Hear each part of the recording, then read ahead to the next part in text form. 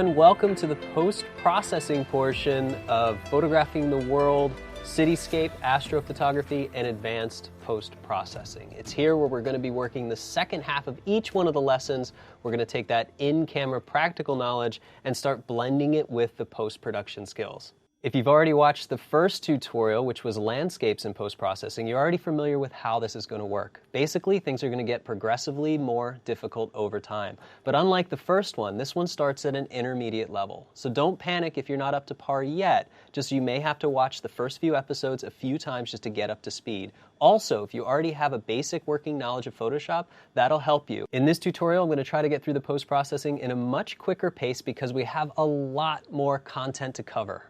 I've designed this instruction to be a workflow series, meaning that I'm showing you my process from start to finish and how I process all of my files on a daily basis. I'm giving you all these files to download, but please bear in mind that these are not your files. Feel free to use these for educational purposes so that you can learn all these techniques and apply them to your own scenes. But please do not upload them to Facebook, Google+, or Instagram. Please don't sell them or use them in your own portfolio. That would be really awkward when we find out about it.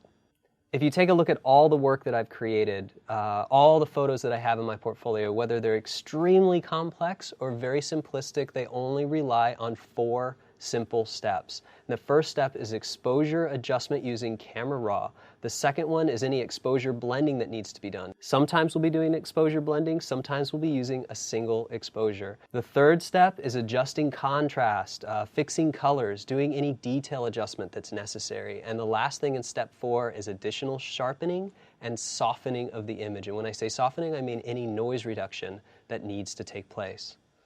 For the entire duration of this tutorial, we're basically going to be focusing on using Capture One for our raw editing. If you've downloaded the companion file for this tutorial, you can find each lesson in its own separate folder. And if you open that folder, you'll find folders for everything we're going to be doing. You'll find folders for the Capture One library, any Photoshop files that are associated with it, and all the raw files you'll need to either follow along with me or build it yourself. Something else to point out is that I work on a Macintosh computer, and that basically means that my hotkeys are going to be different than if I were on a PC. So anytime you hear me say Command, you can follow along on a PC by using Control. Anytime I say Option, you can use Alt. If I say Command-C for copy, just use Control-C. It's that simple. My post-processing workflow really favors using a Wacom tablet and a stylus. That allows me to paint on selections and masks gesturally using natural brush strokes. I can also change the brush size, and I have 2,000 levels of pressure sensitivity that allow me to create really fine-tuned and simply drawn masks. If you're not comfortable with using a stylus, this may be a really good time to start because I'll be explaining a lot of how to use it as I go along. If you have a mouse, don't worry, you can do all the same things with a mouse as well. Now that we've covered the main differences between Lightroom and Capture One in raw processing workflow, I just want to give you guys a little bit more information about how to configure your workspace using Wacom tablets. So throughout this tutorial, you're going to see a couple different variations of how I work. So the first thing I want to cover is how to set something up if you're using a small tablet. So this is the Intuos Small. And the way that I like to use the Small, since it has such a small imprint here, is I like to leave it on the right side of the keyboard. So I usually have the keyboard on the left and the tablet on the right. Now bear in mind, while I'm on the road, full-time, location independent, I do most of my editing on a 15-inch Retina MacBook Pro. So the same thing happens there. I have the laptop here, I have access to all the hotkeys, spacebar for panning in Photoshop. I'm able to use the stylus and my brush-based workflow and use it just like this. So brush with the right hand, hotkeys with the left hand. And before I move on to the other tablet configuration, I just want to show you guys here in the options for the Wacom tablet, it's where you can find and change anything. The first thing I want to talk about is the stylus itself. Now the stylus has 2 buttons on it. It has a lower button, a top button, and it has a click, and it has an eraser. Nobody ever uses the eraser. In Photoshop, we will never use the eraser tool, so don't worry about that. But basically, you have the ability to change the tip feel and the current pressure. So you can see as I click, I can change it. As I push down to get that level of pressure, I can actually change it. If I want to push harder to get that, I can change it. Or if I want to be really soft to hit that maximum, I can change it. If you're not sure, leave it right in the center. It's usually a pretty good option. The other thing I want to cover here is this is how I have my keys bound. You can literally change this to anything you want. I like the top button to be set to right click, and what I use is something very special for the other click. The bottom click is actually going to be set to a modifier, and that modifier is going to be Control Option together. So I'm just going to go ahead and set that. Let's go into Photoshop real quick, and I'm going to show you guys exactly what that does. By holding Option and Control on a Mac or pressing the bottom key on the stylus and going from left to right, I can actually change the brush size. Left to right is size, up to down is the hardness of the brush. So I use this all the time. If you aren't doing this, you can change it a couple other ways. You can use the bracket keys on the keyboard, or if we go back into those options, there's one more way to do it on the functions here. So we have different functions, which I'm going to get into when I move to the bigger tablet, but we also have the touch ring. So you can see the touch ring has 4 toggles. If you press it once, you get this one twice, 3, and 4 times. So 4 options you can get to use the jog wheel. And you can see that the 4th one down here is set to a keystroke, and that's going to be the brush size. So you can toggle your brush size just by using this wheel as well. I prefer it right on the pen because I usually have my left hand on the keyboard accessing the hotkeys. So this is basically the pen-based workflow, and it works really well because here's what I can do. I'll disable this mask, but basically I can select a brush size, and you can see that I have my flow set to 10. If I set it to 20, I can actually just brush in parts of an image. So in this case, a very simple example, but I can change that brush size, change the hardness of that brush, and I can really start to brush elements in and have full control over the pressure sensitivity as well as the hardness and softness here, while still being able to access hotkeys, like say I want to start over on that, with my left hand. So it's a very powerful workflow. So the Intuos Small Tablet works great if you're using a laptop 15 or 17-inch monitor, maybe even up to a 20-inch monitor, but this is a 27-inch monitor. So for 27 inches, medium tablet is something I strongly recommend. And you can see it has a much larger imprint area that matches the screen a little bit more. And the way that you have to think about it, I'm going to set this up in a second, is this is just a turn of the wrist. This is moving your arm to the larger one here. When you get all the way to the large and XL tablets, it's a whole, you start using your shoulder as well. So most people buy the medium tablet for home and home office use. For travel, this small one is really great. Let me go ahead and swap them out real quick, and we'll just take a look at some of the differences. So I'll move the small one to side here, and I will take this one, shift the keyboard to the side a little bit, and go ahead and plug this guy in.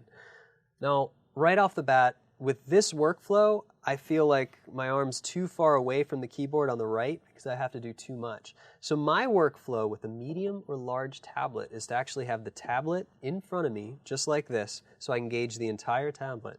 And then I like to put the keyboard right in front of me like this. So basically what I can do is draw here with my hands slightly forward on the keyboard. The reason is I really like using hotkeys in Photoshop. But what if you don't want to use the hotkeys at all? What if you're not really into hotkeys, you like menu commands, or you want to bake these into your own thing? Well, right now this tablet's set up to have the same keys on the pen, but if I go into the options for the tablet under System Preferences, you can see I have functions too. And under functions, I already talked about the touch ring, but we have express keys.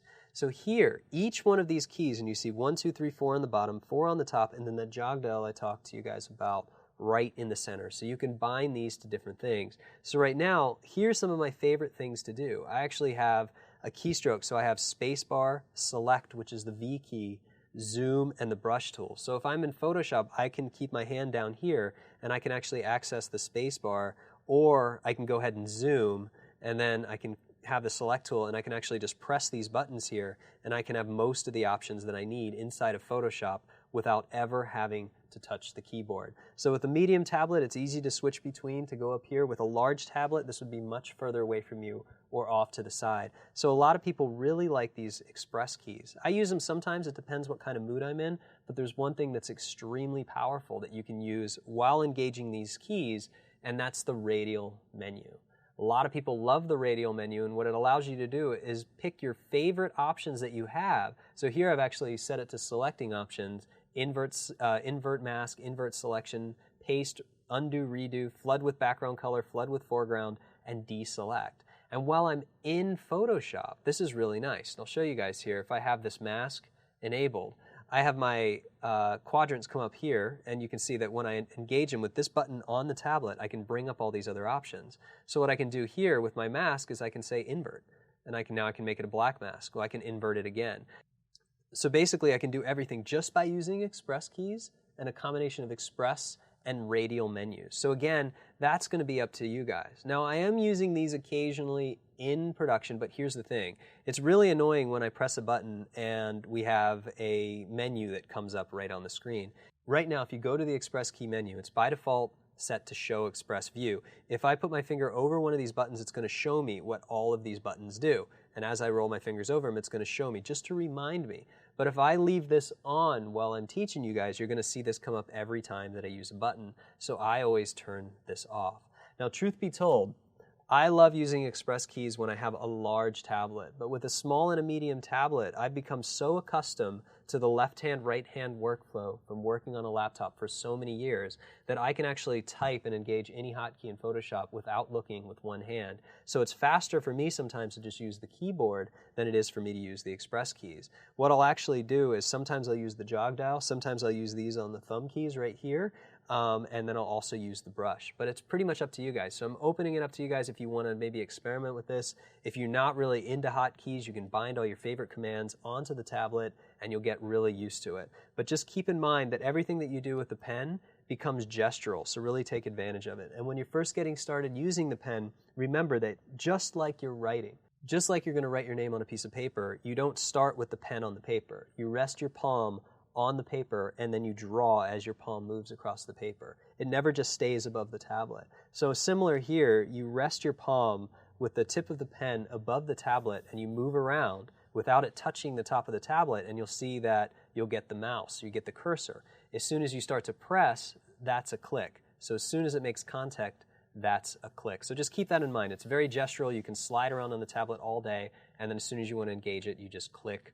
Or in this case, with the pen, I can right-click, or I can do any of the bound options that are set to the keys themselves.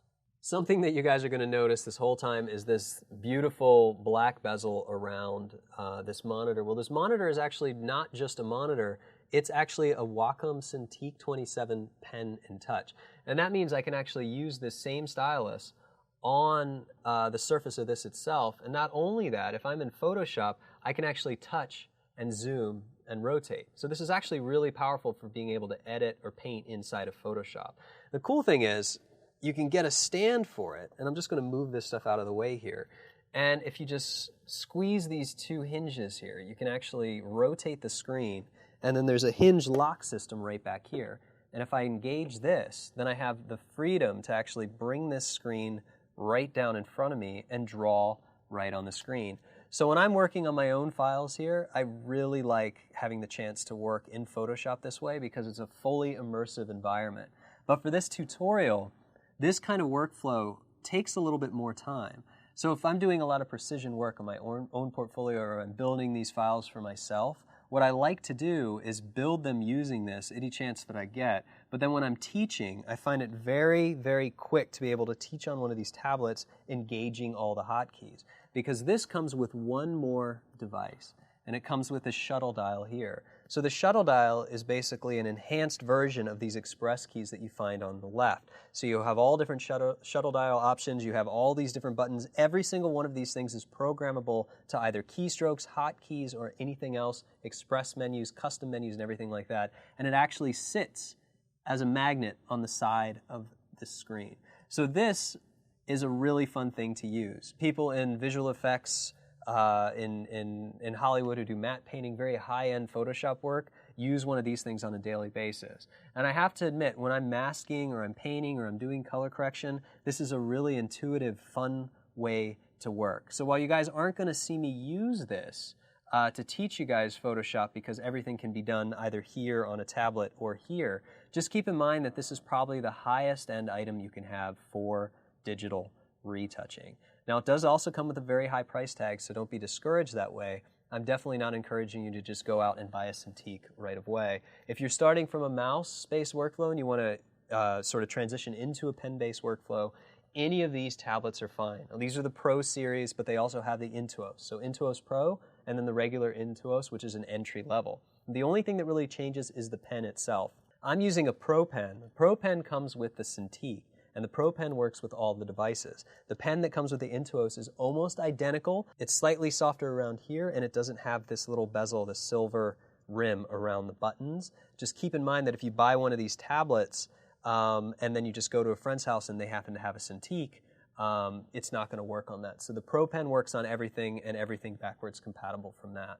But basically, these are all the devices that I'm going to be using powered by Wacom. I've been using the Wacom products since 1999, actually, since way back in the day when I switched from a mouse, and at that point, I never looked back. So it's a really fun technology, but it's also really powerful, and it's sculpted and shaped my entire workflow around this intuitive brush-based system. So while you guys are watching all of these tutorials on post-processing, bear in mind that I'm able to do all of these brush strokes just by using these simple gestural strokes of my wrist, and that's really important. Where a mouse, it's a little bit different. You have to do a lot of clicking. This is very much like painting. And using one of these Intuos tablets is like painting. Using this is like having an infinite canvas. So anytime I want to be completely immersed in my work, this is definitely where I find myself working. And it's also nice because it'll go all the way flat, up high. I can stand up and paint and work, sit down in the desk, paint and work. And I can also use the hotkeys here, or I can use the express keys here. It's very powerful. So depending on what kind of setup you have, whether you have a large monitor or a small monitor, I hope this helps shed some light on which Wacom tablet is for you. I'll be trying to incorporate as many different software packages as I can in order to give you guys a well-rounded education of the different ways you could process photos. Some of these things are pretty expensive, some of them are free, but most of them allow you to have a free trial. If you want to go ahead and download the trial, use it for these tutorials, it's something that you can decide for yourself whether or not it fits into your workflow. Bear in mind that you don't have to have a ton of expensive software if you want to be a better photographer, but you are going to have to invest something if you want to take it to the next level. In some cases, with some of the software that we're using, we actually have some discount codes available for you guys, and you can find those in the PDF document that comes with the tutorial. So enough introduction, it's time to get started.